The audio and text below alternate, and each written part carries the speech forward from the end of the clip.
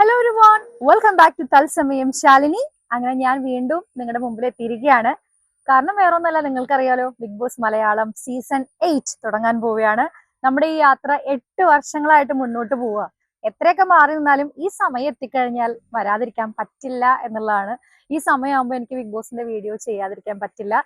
കാരണം ഏഷ്യാനെറ്റ് ആണ്, big boss മലയാളമാണ് എന്നെ നിങ്ങൾക്ക് മുമ്പിലും ലോകത്തിലെ ഒരുപാട് മലയാളികളുടെ മുമ്പിലും പരിചിതയാക്കിയത്. ഒറ്റ ദിവസം കൊണ്ട് എന്റെ ലൈഫ് തന്നെ മാറാൻ കാരണമാക്കിയിട്ടുള്ള ഷോ. അപ്പൊ ഞാൻ വരാതിരിക്കാൻ പറ്റില്ലല്ലോ. ബിഗ് ബോസ് മലയാളത്തില് എന്നെ സ്നേഹിച്ച എന്റെ പ്രിയപ്പെട്ട എല്ലാ പ്രേക്ഷകർക്കും, തത്സമയം ശാലിനിയിൽ എന്നെ സപ്പോർട്ട് ചെയ്ത നമ്മുടെ ചാനലിനെ വളർത്തിയ എല്ലാ ഹൃദയം നിറഞ്ഞ പ്രിയപ്പെട്ടവർക്കും, ഒപ്പം ഇന്ന് വരെ എന്റെ കൂടെ ഉണ്ടായിട്ടുള്ള ഏറ്റവും അടുത്ത് നിൽക്കുന്ന സുഹൃത്തുക്കൾക്കും എല്ലാവർക്കും ഞാൻ എന്റെ ഹൃദയം നിറഞ്ഞ നന്ദി അറിയിക്കുകയാണ്. ഒപ്പം ബിഗ് ബോസ് മലയാളം സീസൺ 8 മത്സരിക്കാൻ തയ്യാറെടുത്ത് സെലക്ഷൻ കിട്ടിയും അതുപോലെ നിങ്ങൾക്കുള്ള കോള് പ്രതീക്ഷിച്ചും ഇരിക്കുന്ന എല്ലാ പ്രിയപ്പെട്ട മത്സരാർത്ഥികൾക്കും എന്റെ ഹൃദയം നിറഞ്ഞ ആശംസകൾ കൂടി അറിയിച്ചുകൊണ്ട് തത്സമയം ശാലിനിയുടെ പുതിയൊരു എപ്പിസോഡ് നമ്മളിവിടെ തുടങ്ങുകയാണ്. അപ്പൊ നമുക്ക് നമ്മുടെ കാര്യത്തിലേക്ക് കിടക്കാം. ഇപ്രാവശ്യം ബിഗ് ബോസ് മലയാളം സീസൺ 8 കുറെ കാത്തിരുന്നിട്ട് ഈ 8ാമത്തെ സീസണിലാണ് ഒരുപാട് കോമണേഴ്സിന് അവസരം കിട്ടാൻ പോകുന്നത്. നമ്മൾ ആദ്യം തന്നെ ഓഡിഷൻ സ്റ്റാർട്ട് ചെയ്തപ്പോൾ കണ്ടന്റ് ക്രിയേറ്റേഴ്സിനും സെലിബ്രിറ്റീസിനും വേണ്ടിയിട്ടുള്ള ഒരു സെഷൻ അവർ നടത്തി. അതിനുശേഷം മലയാളത്തില് ഒരുപാട് കോമണേഴ്സിന് അവസരം നൽകിക്കൊണ്ട് ഏഷ്യാനെറ്റ് ഡയറക്റ്റ് ഒരു ഓഡിഷൻ കോൾ വിളിച്ചു. ആ ഓഡിഷൻ കോളിൽ നമ്മൾ നമ്മുടെ സെൽഫ് ഇൻട്രൊഡക്ഷൻ വീഡിയോ അയച്ചു കൊടുക്കുക ചെയ്തത്. 5 ലക്ഷത്തിൽ കൂടുതൽ ആപ്ലിക്കേഷൻസ് ആണ് ഇപ്രാവശ്യം കിട്ടിയെന്നാണ് പറഞ്ഞത്. ഒരുപാട് പേര് അപ്ലൈ ചെയ്തു. അതിനുശേഷം വീണ്ടും ഒരു അവസരം കൊടുക്കേണ്ടായി. കഴിഞ്ഞ പ്രാവശ്യത്തെ പോലെ തന്നെ മൈജിയെ വെച്ചുകൊണ്ട് മൈജി ഒരു ഓപ്പർച്യൂണിറ്റി കൊടുത്തു. ഒരുപാട് പേര് മൈജിയിലൂടെയും കോമണർ എൻട്രിക്ക് വേണ്ടിയിട്ട് ശ്രമിച്ചിട്ടുണ്ട്. അതിനുശേഷം വൈറ്റ് ഗോൾഡ് എൻട്രി കൊടുത്തിട്ടുണ്ടായിരുന്നു. ഈ എൻട്രീസ് ഒക്കെ എങ്ങനെയായിരുന്നു വെച്ചാൽ, മൈജിയുടെ ഒക്കെ ആപ്ലിക്കേഷൻ പ്രോസസ് 2 മണിക്കൂർ നേരം നീണ്ടു നിന്നിട്ടുള്ള പരീക്ഷ തന്നെയായിരുന്നു. പേരിൽ പറയുന്ന പോലെ അഗ്നി പരീക്ഷ എന്ന് പറയുന്ന പോലെ തന്നെ അഗ്നിയും പരീക്ഷയും വളരെ കടുത്ത ശ്രമങ്ങളിലൂടെ ഒരു 2 മണിക്കൂർ അവരെ ഒരു 100 ക്വസ്റ്റ്യൻസ് ഒക്കെ കൊടുത്ത് അവരെ എഴുതി. ആ പരീക്ഷ എഴുതിയിട്ട് ആദ്യം വരുന്ന 10 പേരെ വെച്ച് ഓരോ ഗ്രൂപ്പ്സ് ആയി തിരിച്ചിട്ടാണ് ആദ്യത്തെ സെക്ഷൻ അഗ്നി പരീക്ഷ അവർ സ്റ്റാർട്ട് ചെയ്തത്. അങ്ങനെ സെലക്ട് ചെയ്ത 100 പേരിൽ നിന്ന് 40 പേരായിട്ട് ഈ അഗ്നി പരീക്ഷയിലേക്ക് മാറി. എങ്ങനെ? അതായത് ഈ ആദ്യം പരീക്ഷ എഴുതിയിട്ട് അവർ കൊടുത്തിട്ടുള്ള ഉത്തരത്തിന്റെയും ആദ്യം പൂർത്തിയാക്കിയിട്ടുള്ള ക്രമത്തിന്റെ അടിസ്ഥാനത്തിൽ 10 പേരെ വെച്ച് ഗ്രൂപ്പുകളായി തിരിച്ചു. അതിൽ നിന്നും പിന്നെ അവർക്ക് സംസാരിക്കാൻ ചില ടോപ്പിക്കുകൾ കൊടുത്തു. ആ ടോപ്പിക്കുകളിൽ നിന്ന് നമ്മൾ ആദ്യം, അവിടേക്കാണ് ടൈമിങ്ങിന്റെ പ്രാധാന്യം നമ്മൾ അറിഞ്ഞിട്ടുള്ളത് വെച്ച്, ആദ്യം കൈ ഉയർത്തുന്നത് ആരാണ്, അല്ലെങ്കിൽ സമയത്തിന് പ്രാധാന്യം കൊടുത്തത് ആരാണ്, അവർക്കൊക്കെ ഓപ്പർച്യൂണിറ്റി കിട്ടി. അപ്പൊ ആ 40 പേരെ വെച്ചുകൊണ്ട് നമ്മുടെ അഗ്നി പരീക്ഷ സ്റ്റാർട്ട് ചെയ്തു എന്നുള്ളതാണ് നമുക്കൊക്കെ അറിയാൻ കഴിഞ്ഞത്. 2 ദിവസം കൂടി ഉള്ളൂ, അഗ്നി പരീക്ഷ റിലീസാവാൻ പോവാണ്. അപ്പൊ നമുക്ക് ഇതിന്റെ കാര്യങ്ങളൊക്കെ നമുക്ക് അവിടെ വളരെ ഭംഗിയുള്ള പല കാര്യങ്ങളും നമുക്ക് ചാനലിലൂടെ തന്നെ അറിയാൻ പറ്റും. പക്ഷെ എന്നാലും അവിടെ നടന്നിട്ടുള്ള കാര്യങ്ങൾ അത്രയും കാലിബറുള്ള പലർക്കും അഗ്നി പരീക്ഷയുടെ പുറത്തു പോകേണ്ടി വന്നു എന്ന് അറിഞ്ഞത്. അതിനൊറ്റ കാരണമേ ഉള്ളൂ, സമയത്തിന്റെ പ്രാധാന്യം. അതായത് അവർ കൊടുത്തിട്ടുള്ള ടോപ്പിക്കില് അത്ര ക്വിക്ക് ആയിട്ട് ആരാണ് റിയാക്ട് ചെയ്ത് ആൻസർ പറഞ്ഞത്, അവിടെ എത്ര സ്മാർട്ടായിട്ട് നിന്നു എന്നുള്ളതൊക്കെയാണ് അഗ്നി പരീക്ഷയുടെ കാര്യങ്ങൾ ഉണ്ടായിട്ടുള്ളത്. ഇനി ഇപ്പൊ അറിഞ്ഞെടുത്തോളം എന്താണെങ്കിലും മൈജിയിൽ നിന്ന് 2 പേർക്ക്, ലക്കിയസ്റ്റ് ആയിട്ടുള്ള 2 ഗേൾസിന് നമ്മുടെ ബിഗ് ബോസിന്റെ 8ാം സീസണിന്റെ വാതിൽ തുറക്കാനായിട്ട് വെയിറ്റ് ചെയ്യാനുള്ള അവസരം കിട്ടിയെന്നാ പറയുന്നത്.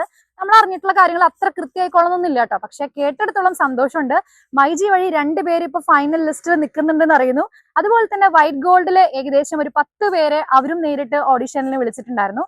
ഈ 10 പേരിൽ നിന്നും അവിടെയും ഇങ്ങനെ 1-2 പേർക്ക് അവസരം കിട്ടിയിട്ട് ഫൈനൽ ലിസ്റ്റിലേക്ക് ഒരാളൊക്കെ ഇങ്ങനെ സെലക്ട് ആയി നിൽക്കുന്നു എന്ന് അറിയാൻ കഴിയുന്നു. എന്തായാലും നമുക്ക് 2 ദിവസം കൂടിയൊക്കെ കാത്തിരുന്ന കൂടുതൽ കാര്യങ്ങൾ അഗ്നിപരീക്ഷയുടെ ഗ്രാൻഡ് ആയിട്ടുള്ള ലോഞ്ചും നമ്മുടെ 3 എക്സ് കണ്ടസ്റ്റൻസ് ആയിട്ടുള്ള ജഡ്ജസിന്റെയും അതുപോലെ തന്നെ പുതിയ എന്തൊക്കെ തരത്തിലുള്ള മാറ്റങ്ങളാണ് കൊണ്ടുവന്നിരിക്കുന്നത് എന്നുള്ളതും, മലയാളത്തില് ബിഗ് ബോസിൽ ആദ്യമായിട്ട് അഗ്നിപരീക്ഷ നമ്മുടെ മുമ്പിൽ കാണാൻ നമ്മളെ കാണിക്കാൻ പോകുന്ന എല്ലാ സ്പെഷ്യാലിറ്റീസ് എന്തൊക്കെയാണെന്ന് നമ്മൾ കാണാൻ പോവുകയാണ്. അങ്ങനെ ഓഗസ്റ്റ് 15 നമ്മൾ അഗ്നിപരീക്ഷ കാണാൻ പോവുകയാണ്.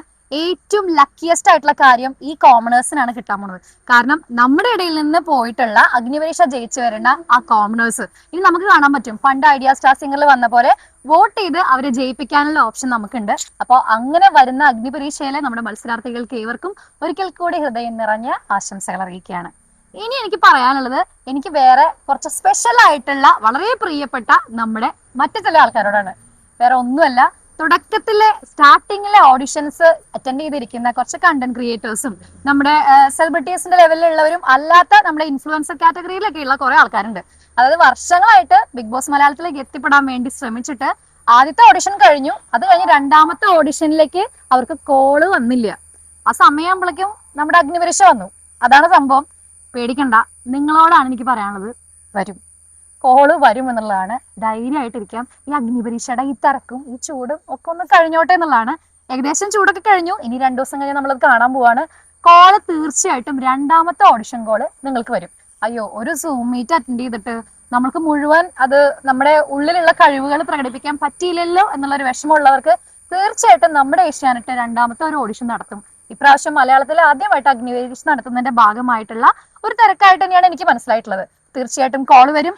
പ്രത്യേകിച്ച് അങ്ങനെ രണ്ടാമത്തെ കോള് വെയിറ്റ് ചെയ്തിരിക്കുന്നവർക്ക് വേണ്ടി സ്പെഷ്യൽ ആയിട്ടുള്ള കുറച്ച് കാര്യങ്ങൾ എനിക്ക് പറഞ്ഞു തരാനുണ്ട്. എന്തായാലും ഇനി കിട്ടാൻ പോകുന്ന അവസരം, നിങ്ങളുടെ രണ്ടാമത്തെ ഡയറക്റ്റ് ഓഡിഷൻ ഇല്ലേ, അതിൽ നിങ്ങൾ അറിഞ്ഞിരിക്കേണ്ട കുറച്ച് കാര്യങ്ങൾ ഞാൻ പറഞ്ഞുതരാം. ഒട്ടും മിസ്സാക്കണ്ട. മലയാളം ബിഗ് ബോസിലേക്ക് നമുക്കൊരു ഭാഗമായിട്ട് കിട്ടുക എന്ന് പറയുന്നത് ലൈഫിൽ തന്നെ വലിയൊരു മാറ്റമല്ലേ കൊണ്ടുവരാൻ പോണത്. ഒറ്റ ദിവസം കൊണ്ട് നിങ്ങളുടെ അഡ്രസ്സ് തന്നെ മാറാൻ പോവാണ്. അപ്പൊ ആ മാറ്റത്തിലേക്കുള്ള നിങ്ങളുടെ അടുത്ത ചുവടുവയ്പ്പിനുള്ള കോള് വരുന്നതിന് മുമ്പ് ഞാൻ കുറച്ച് ടിപ്സ് പറഞ്ഞുതരാം. തത്സമയം ശാലിനിയുടെ അടുത്ത എപ്പിസോഡിലൂടെ നിങ്ങളുടെ മുൻപിൽ ഞാൻ ഒരിക്കൽ കൂടി വരുന്നതാണ്. നമ്മുടെ ചാനൽ സബ്സ്ക്രൈബ് ചെയ്തോളൂ, ഫോളോ ചെയ്തോളൂ. നിങ്ങളുടെ സപ്പോർട്ട് എനിക്ക് വേണം. സംശയം വേണ്ട, ഒരു പേടിയും വേണ്ട. നമുക്കുള്ള അവസരം തീർച്ചയായിട്ടും വൈകാതെ തന്നെ വരുന്നതായിരിക്കും. അടുത്ത കോളിന് പ്രതീക്ഷിച്ചോളൂ. അടുത്തൊരു വീഡിയോയില് തത്സമയം ശാലിനിയിലൂടെ നമുക്ക് വീണ്ടും കാണാം. This is Shalini Nair here. By.